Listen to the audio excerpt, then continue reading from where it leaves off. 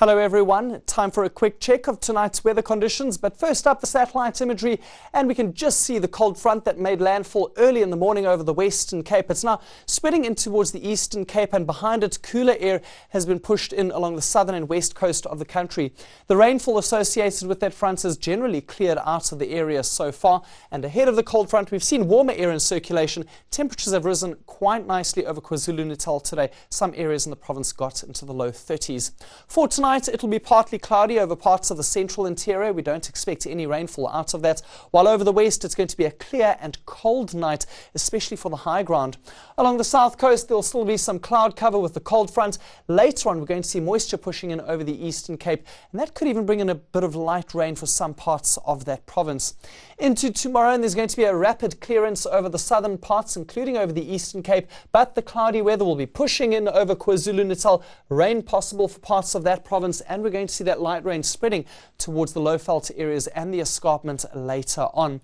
With this inflow of moisture coming in, there's going to be a possibility for a few isolated thunder showers developing over Gauteng, the northwest, as well as the northern Free State on Tuesday afternoon and early evening.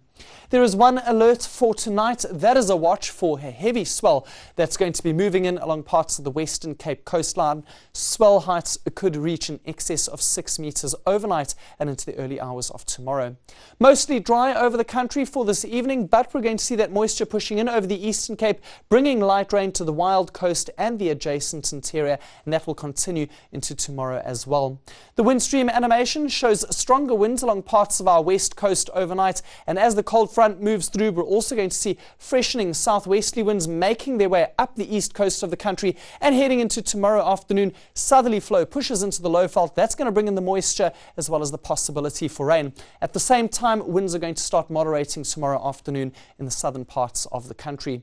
Minimum temperatures, and as mentioned, cold over parts of the western high ground. Sutherland drops down to 0 degrees. Along the coastline, temperatures remain in the double digits. Warm for the KwaZulu-Natal coastal areas, and it will be a mild evening for Gauteng. Johannesburg, you drop down to 14 degrees. Hot in the north tomorrow afternoon, 30 for Mahikeng and Pretoria.